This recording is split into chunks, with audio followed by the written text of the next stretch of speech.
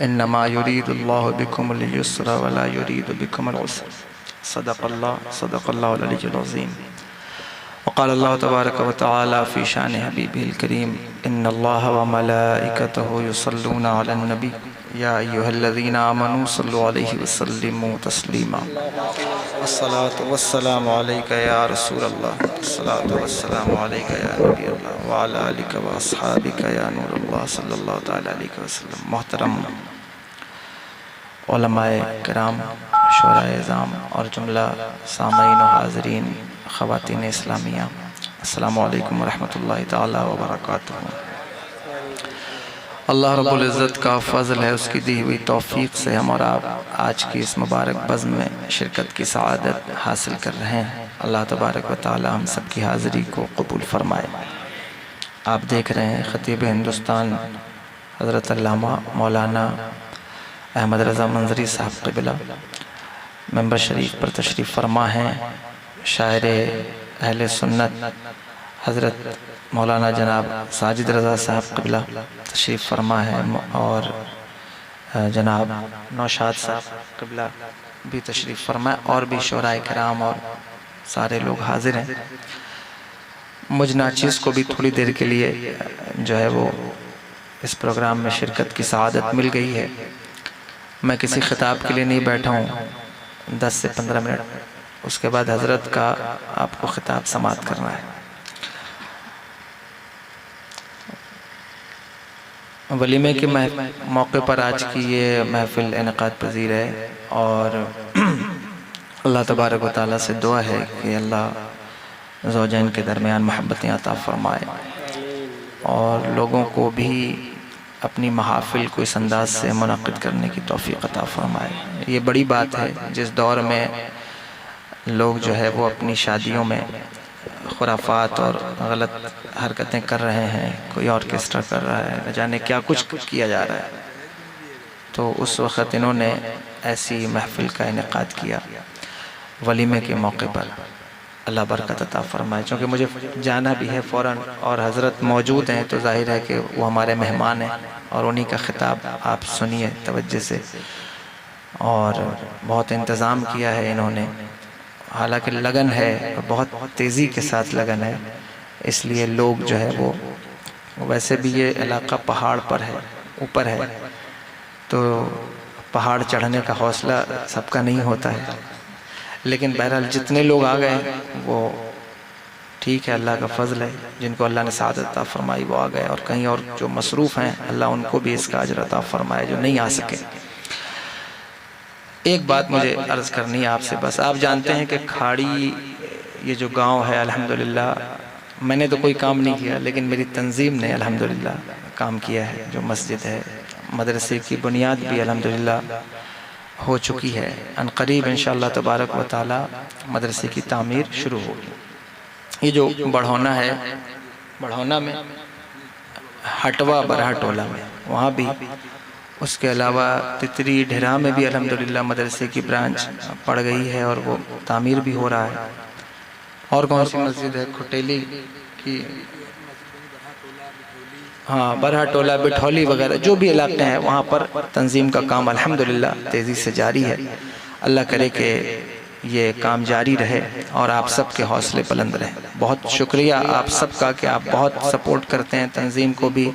جناب غلام محمد صاحب، آپ یہ سمجھ لیں کہ یہ ہماری علماء کونسل کے اس وقت سب سے متحرک اور سب سے فعال انسان ہیں، تو اللہ ان کی عمر میں برکت عطا فرمائے۔ اور ان کو بہت کچھ جھیلنا پڑتا ہے، آپ کی طرف سے بھی جھیلتے ہیں اور میری طرف سے بھی بہت جھیلتے ہیں، تو کبھی کبھی ایسا ہو جاتا ہے، لیکن بہرحال یہ لگے ہوئے ہیں، اللہ ان کو لگائے رکھے اور سلامت رکھے۔ دیکھو، شادی میں اور محافل میں ایک چیز کا خاص خیال رکھیے، اور اب کوشش کرنا ہے ہمیں کہ ہماری محفلیں، ہماری تقریبات جو ہیں وہ آسان ہوں۔ سمجھ رہے ہیں آپ؟ آسان سے آسان اس کو بنانے کی کوشش کیجیے، اس لیے کہ دیکھیے اب اس دور میں شادی کے اندر کوئی بھی، میرا خیال نہیں پڑتا کہ کوئی خوشی سے جاتا ہوگا یا انجوائے کے لیے، وہ خانہ پوری کے لیے جاتا ہے کہ چلو اپنی شکل دکھائیں اور پھر واپس آ جائیں۔ اور اتنی لگن ہے، اب تو دلہے کو بھی گاڑی نہیں مل رہی ہے، تو آنے والوں کو کہاں سے گاڑی ملے گی؟ جن کی پرسنل گاڑیاں ہیں تو وہ آ جاتے ہیں، ورنہ بڑی دشواری ہے۔ اپنی شادیوں کو آسان سے آسان بنائیے۔ دیکھیے وسیم بھائی بھی بیٹھے ہوئے ہیں، میری نظر پڑ گئی مئوگنج سے، الحمدللہ مئوگنج کی سرزمین پر بھی یہ بھی الحمدللہ اللہ کا فضل ہے کہ جو مجھ کو ملا ہے بڑا متحرک ملا ہے۔ تو یہ وسیم بھائی بھی الحمدللہ بہت انہوں نے کیا ہے اور ماشاءاللہ ان کی محنتیں ہیں۔ وہاں بھی تنظیم کا کام جو ہے وہ جاری ہے۔ عنقریب انشاءاللہ جون کے مہینے میں ایک جلسے کا انعقاد مئوگنج کی سرزمین پر ہوگا اور مدرسے کی بنیاد وغیرہ کے معاملات بھی ہیں، آپ حضرات دعا فرمائیں۔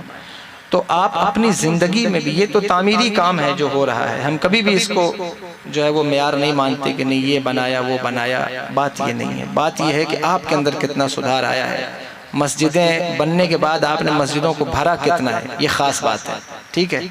زبان آپ کتنا چلاتے ہیں اور آپ کا کردار کتنا ہے، تو گفتار میں اور کردار میں بڑا فرق ہوتا ہے۔ اقبال بڑا اپدیشک ہے، باتوں سے من موہ لیتا ہے، گفتار کا یہ غازی تو بنا کردار کا غازی بن نہ سکا، مسجد تو بنا لی پل بھر میں ایمان کی حرارت والوں نے، من اپنا پرانا پاپی تھا برسوں میں نمازی بن نہ سکا۔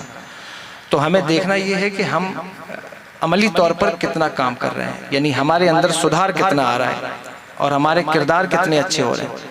ایک ہی بات، آپ اپنی شادیوں کو آسان ہلکا کیجئے۔ میرے آقا نے ارشاد فرمایا کہ نکاح کو اتنا آسان کرو کہ زنا مشکل ہو جائے۔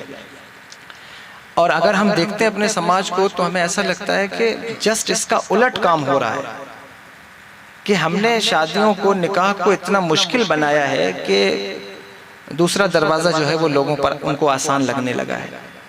اللہ اکبر۔ ظاہر ہے کہ کسی راستے کو اگر آپ بہت لانگ کر دیں، بہت لمبا کر دیں، تو شارٹ کٹ ہی انسان جلدی لینے کی کوشش کرے گا۔ جس کو دیوسر جانا ہو تو ظاہر ہے کہ وہ یہاں سے امیلیہ جائے گا اور امیلیہ سے دیوسر جائے گا نا، صحیح کہہ رہا ہوں کہ نہیں؟ لیکن امیلیہ کا پل جب بند تھا تو لوگ یہاں سے سیدھی جاتے تھے، تو پھر سیدھی سے جاتے تھے دیوسر، تو لمبا پڑتا تھا وہ، تو طبیعت پہ گراں گزرتا تھا کہ نہیں کہ بھئی یہاں وہاں جائیں پھر وہاں سے وہاں جائیں، یہ راستہ بند ہے۔ کچھ لوگ تو ندی میں کود کے جاتے تھے، ان خطرہ تھا کہ ہو سکتا ہے ڈوب جائیں، خطرہ ہو جائے، لیکن پھر بھی وہ راستہ اختیار کرتے تھے۔ پتہ چلا کہ فطرت جو ہے وہ چھوٹا راستہ پسند کرتی ہے، آسانی کو پسند کرتی ہے۔ تو جب آپ نکاح کو اتنا لانگ بنائیں گے تو ظاہر ہے کہ پھر نوجوان کہیں ایسا نہ ہو کہ زنا کا شارٹ کٹ لیں، اور یہ ہو بھی رہا ہے۔ اس لیے ہمیں یہ کرنا ہے۔ میرے آقا نے ارشاد فرمایا کہ نکاح کو اتنا آسان کرو کہ زنا مشکل ہو جائے، اور یہ ہم نے سارا کچھ مشکل کیا ہوا ہے۔ کوشش کیجئے کہ ہماری تقریبات آسانی کے ساتھ منعقد ہوں۔ میرا اللہ فرماتا ہے کہ ہم نے جو ارادہ کیا ہے تمہارے لیے وہ دشواری کا، تنگی کا نہیں ہے، وہ آسانی کا ارادہ ہے، اور یہ بات دین کے احکام کے حوالے سے ہے۔ ہمارے اوپر جو دین دیا گیا، ہم کو جو دین دیا گیا وہ آسان دین ہے، ہمارے لیے مشکل دین نہیں ہے وہ۔ یہ الگ بات ہے کہ آپ کہتے پھریں کہ ہم بہت مشکل میں ہیں اور بہت مشکل ہے نماز پڑھنا، بہت مشکل روزہ رکھنا، لیکن جو احکام ہمیں دیے گئے ہیں وہ آسان ہیں۔ اگر آپ پچھلی امتوں کو دیکھیں گے تو آپ کو پتہ چلے گا کہ آپ آسان دین آپ کو ملا ہے۔ پچھلی امت میں کسی کے کپڑے پہ نجاست لگ جائے تو اسے کاٹنا پڑتا تھا، دھونے سے پاک نہیں ہوتی تھی، اسے کاٹنا پڑتا تھا، لیکن ہمیں دھلنے سے نجاست پاک ہو جاتی ہے۔ پچھلی امتوں میں عبادت صرف معبد خانے میں، یعنی عبادت خانے میں ہوتی تھی، کہیں اور عبادت نہیں کر سکتے، لیکن اس میں ہمارے ہاں اللہ نے ہمیں کتنی سہولت دی ہے۔ اگر آپ سفر میں ہیں، دور ہیں، مسجد دور ہے، کھیت میں ہیں، نہیں پہنچ سکتے تو کھیت میں مصلی بچھا کر پڑھ لیں، دکان میں پڑھ لیں، کہیں پڑھ لیں، لیکن پڑھیں۔ پانی نہیں ہے تو تیمم کر کے پڑھ لیں، کھڑے ہو کے نہیں پڑھ سکتے تو بیٹھ کر پڑھ لیں، لیٹ کر پڑھ لیں اشارے سے، لیکن پڑھیں ضرور۔ تو آپ وہ بھی نہیں پڑھتے، اور پھر جو آپ کی اپنی چیزیں اس کو آپ نے مشکل بنایا ہوا ہے۔ نکاح کو مشکل، ولیمے کو مشکل، یہاں تک کہ 40واں تیجا بھی اتنا مشکل کر دیا ہے، قربانی بھی مشکل کر دی لوگوں نے۔ کتنے ایسے لوگ ہیں جو قربانی نہیں کرتے، ان سے پوچھو کیوں نہیں کرتے، وہ کہتے ہیں حضرت قربانی تو کر سکتے ہیں لیکن پورے گاؤں کو کیسے کھانا کھلائیں گے؟ تو بھائی قربانی میں یہ کہاں ہے کہ تمہیں پورے گاؤں کو کھانا کھلانا ہے، تمہیں تو اللہ کے لیے قربانی پیش کرنی ہے۔ لیکن یہ جو ہمارا ماحول بن گیا ہے، ہمیں چاہیے کہ ہم اس پر غور کریں۔ اور یاد رکھیے ہمارے جو بڑے ہیں، جو بزرگ ہیں، جو سفید داڑھی والے چچا بیٹھے ہیں، ان سب سے خاص طور پر میں یہ کہہ رہا ہوں، آپ میرے بڑے ہیں، میں آپ کے بیٹے کی عمر کا ہوں، یاد رکھیے اللہ آپ سے پوچھے گا ضرور. قرآن کہتا ہے اِنَّا نَحْنُ نُحْيِي الْمَوْتَى وَنَكْتُبُ مَا قَدَّمُوا وَآثَارَهُمْ وَكُلَّ شَيْءٍ أَحْصَيْنَاهُ فِي إِمَامٍ مُبِينٍ. یہ مت سوچنا کہ مرنے کے بعد جان چھوڑ جائے گی. ہم تمہیں پھر کھڑا کریں گے اور تم سے پوچھیں گے جو تم نے آگے بھیجا, جو تم نے پیچھے چھوڑا. پیچھے چھوڑنے سے مراد ایک قول یہ بھی ہے کہ جو رسم و روایات, جو طریقہ, جو سلیقہ تم نے اپنے بچوں کو, خاندان کو, معاشرے کو دیا ہے, اس کے بارے میں بھی تم سے پرسش ہوگی, پوچھا جائے گا کہ کیا تم نے پیچھے چھوڑا, کون سی روایات چھوڑی تھی, کیا کیا طریقہ اپنے بچوں کو سکھایا تھا, بتایا تھا. اور آپ جتنا مشکل کر رہے ہیں وہ آپ ہی کے گلے کا پھندا بن رہا ہے. اللہ اکبر, کتنی حیرت کی بات ہے. ہمارے نوجوان جو شراب خانوں میں, نشے کے اڈوں پر, جوئے کے اڈوں پر مر رہے ہیں, ختم ہو رہے ہیں. آپ نے نہیں دیکھا 20-20 سال کے بچے, 22-22 سال کے بچے نشہ کر کے, انجیکشن کر کے مر جا رہے ہیں. ایک بچے کے پیچھے 10-10 گرل فرینڈ. یہ کلچر کیوں پیدا ہو رہا ہے, کس وجہ سے پیدا ہو رہا ہے؟ آپ اپنی محافل پر, اپنے طریقہ کار پر غور کیجئے کہ کہیں آپ کی غلطی تو نہیں ہے, آپ اپنے معاشرے کو بگاڑ تو نہیں رہے. ہماری بچیاں اگر ان کے قدم گھر سے باہر نکل رہے ہیں اور وہ جو ہے وہ غیروں کی طرف مائل ہو رہی ہیں, تو کہیں ایسا تو نہیں کہ ہمارے اندر کوئی کمی ہے, ہم نے کوئی چیز ایسی رکھی ہے کہ جس کی بنیاد پر یہ چیزیں سامنے آ رہی ہیں. دین پڑھو, دین پڑھاؤ, اور اپنی تقریبات کو, اپنی محفل کو, جو بھی تقریبات ہیں آپ کی, ان میں آسانی پیدا کرنے کی کوشش کیجئے. کوشش کیجئے. اتنا مشکل ہے شادی کرنا. پہلے تو جو شادی کرے گا گاؤں میں, دیہات میں, پہلے یہ تھا کہ ایک لونگ دیتے تھے اور دعوت قبول ہو جاتی تھی. بولو صحیح کہہ رہا ہوں کہ نہیں؟ لونگ دے کر دعوت مان لی جاتی تھی. لیکن اب ظاہر ہے کہ گاؤں میں رہتے ہیں تو کیا ہوا, ہمیں شہر والوں کو فالو کرنا ہے, کارڈ چھپوانا ہے, اشتہار چھپوانے ہیں, سارا کچھ کرنا ہے. چلو ٹھیک ہے, وہ بھی کیا جا رہا ہے, وہ کریں. اور پھر اس کو چھپوانے کے بعد اس کو ایک ایک انسان تک پہنچانا ہے. لوگ واٹس ایپ پہ کارڈ نہیں مانتے. صحیح کہہ رہا ہوں یا غلط کہہ رہا ہوں؟ رشتہ دار نہیں مانتے. سید صاحب کی دعوت فون پر ہو جاتی ہے, منظری صاحب قبلہ کی دعوت فون پر ہو جاتی ہے, ساجد صاحب کی دعوت فون پر ہو جاتی ہے, لیکن آپ کی دعوت فون پر نہیں ہوتی کہ نہیں ہم فون پر نہیں, ہمارے گھر آ کر کے تو ہمیں آپ کارڈ دیجئے. صحیح کہہ رہا ہوں؟ کتنے ایسے نوجوان ہیں کارڈ بانٹنے میں مر گئے, انتقال ہو گیا, ایکسیڈنٹ ہو گیا, کہاں سے کہاں کارڈ بانٹنے چلے گئے. پھر صاحب وہ کارڈ بانٹ لیں تو شادی میں کتنے انتظام ہیں, اور اتنا انتظام کرنے کے بعد بھی ایسا ہو نہیں سکتا کہ 2-4 لوگ ناراض نہ ہو. کوئی شادی ایسی نہیں جس میں کوئی ناراض نہ ہو. کوئی ناراض نہیں ہوا تو پھپھا ناراض ہو گئے. کیوں ناراض ہو گئے؟ اور ناراض ہونے کی وجہ بھی الگ, غضب کی وجہ. سب کو گاڑی میں آگے بٹھایا, مجھے پیچھے بٹھایا تھا, وہ ناراض ہو گئے. خالو ناراض ہو گئے. تم کچھ بھی کر لو لیکن وہ کچھ نہ کچھ ہوگا. اس لیے مولا کائنات فرماتے ہیں بندے دنیا کو راضی کرنے کا چکر چھوڑ, اللہ کو راضی کر. کیونکہ دنیا کو تو راضی کرتا جائے گا وہ ناراض ہوتی جائے گی, تو اللہ کو راضی کر, دنیا خود بخود راضی ہو جائے گی. تم پریشان مت ہو, اپنے آپ کو اس جنجال سے نکالو. یہ بہت مشکل بنا دیا ہے آپ نے. اور الحمدللہ گاؤں والوں کا کلچر تو پھر بھی مجھے بہت ٹھیک لگتا تھا کہ چلو کسی طرح کر لیتے ہیں, لیکن اب آپ شہر والوں کو فالو کرنے کے چکر میں اپنا ٹریڈیشن, اپنا طریقہ بھول رہے ہیں.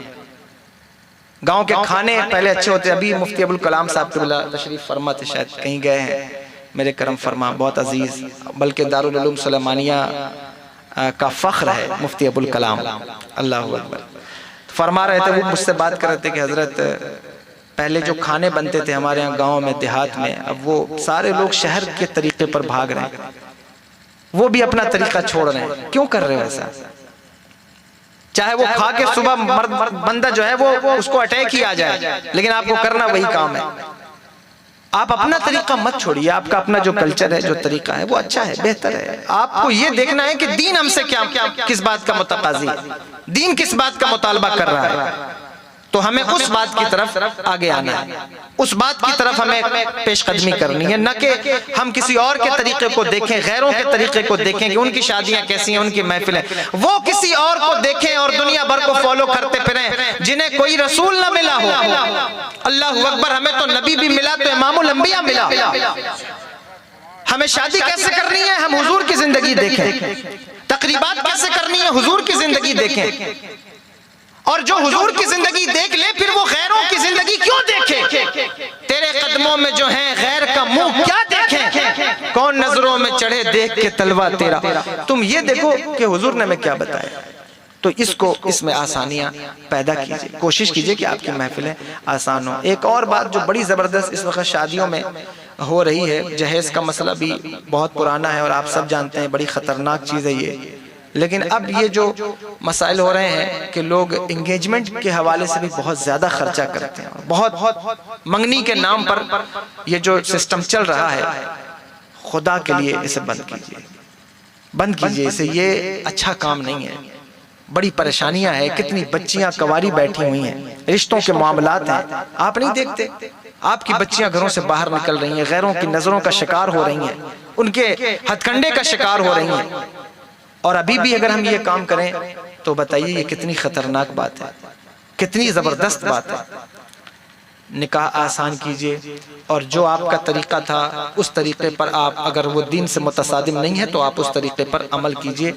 دین ہمیں آسان ملا ہے، ہم اس کو مشکل نہ بنائیں. اور جس نے دین میں کوئی مشکل پیدا کی، مشکل بنایا دین کے کسی معاملے کو، یاد رکھیے اس کے لیے بڑی زبردست جو ہے وہ بات حدیث مصطفیٰ صلی اللہ تعالیٰ علیہ وسلم میں آئی. بلکہ میرے آقا تو ہر موقع پر ارشاد فرماتے، صحابہ کو کہیں بھیجتے تو فرماتے یسروا ولا تعسروا، آسانیاں پیدا کرنا، دشواریاں پیدا نہ کرنا.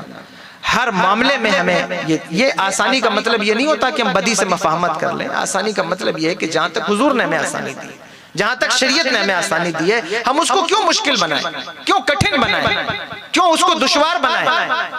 ہمیں اسے آسان ہی رکھنا چاہیے. اس لیے ان چیزوں پر غور کیجئے. ان قریب انشاءاللہ جو ہے وہ اس سلسلے میں بھی کچھ بات اور کچھ چیزیں ہوں گی کہ ہمیں شادیوں کے معاملے میں جس طرح ڈی جے اور ان چیزوں پر پابندیاں لگائی گئیں، اور الحمدللہ آپ نے بہت حد تک عمل بھی کیا ہے، خاص طور پر دیوسر کے علاقے کے لوگوں نے، تو ان چیزوں پر بھی کچھ باتیں انشاءاللہ ہوں گی. لیکن اس سے پہلے میں چاہتا ہوں کہ آپ کا مائنڈ میک اپ ہو اور آپ اس کے لیے ذہنی طور پر تیار رہیں. ابھی سے اس پر شروع ہو جائیں، شروعات کریں، اور اس طریقے پر، اس منہج پر اپنی شادیاں، اپنی بیٹیوں کی، بہنوں کی، بھائیوں کی شادیاں اس طریقے سے منعقد کیجئے. شادیوں کے لیے میں خاص طور پر آج کی اس محفل میں مبارکباد پیش کرتا ہوں جناب اعظم صاحب، جن کا آج کل نکاح ہوا پرسوں، اور یہ آج ان کا ولیمہ ہے. اللہ تعالیٰ ان کی عمر میں برکت دے اور زوجین کے درمیان محبتیں عطا فرمائے، پیار عطا فرمائے. بہت اچھا آپ نے کام کیا کہ آپ نے اس محفل کا انعقاد کیا، علماء کو بلایا. اب آپ ان کی گفتگو سنیں گے. بہت ہی میں مبارکباد پیش کرتا ہوں. اور جہیز بھی انہوں نے بالکل نہیں لیا ہے، یہ بھی بہت بڑی چیز ہے. سبحان اللہ تو بول دیں ان کے لیے کہ سبحان اللہ، یہ بڑی چیز ہے اور یہ مثال ہے آپ سب کے لیے. اور مجھے امید ہے ساجد بھائی نے کہا کہ آپ داڑھی رکھیں گے، نماز پڑھیں گے انشاءاللہ. میں آپ سے کہتا ہوں کہ آپ اس جلسے میں آئے ہیں، اور میں آپ سے کہتا ہوں کہ آپ ارادہ کر لیں کہ ابا کہیں گے پھر بھی میں جہیز نہیں لوں گا. سبحان اللہ. آپ بھی یہ ارادہ کر لیں کہ ابا کہیں گے تو ہی میں ابا سے کہوں گا ابا میں کما کے آپ کو دوں گا، آپ لڑکی والوں سے مانگ کر کے اکٹھا نہ کریں. اللہ نے مجھے زندگی دی تو میں کما کے وہ ارمان پورے کروں گا.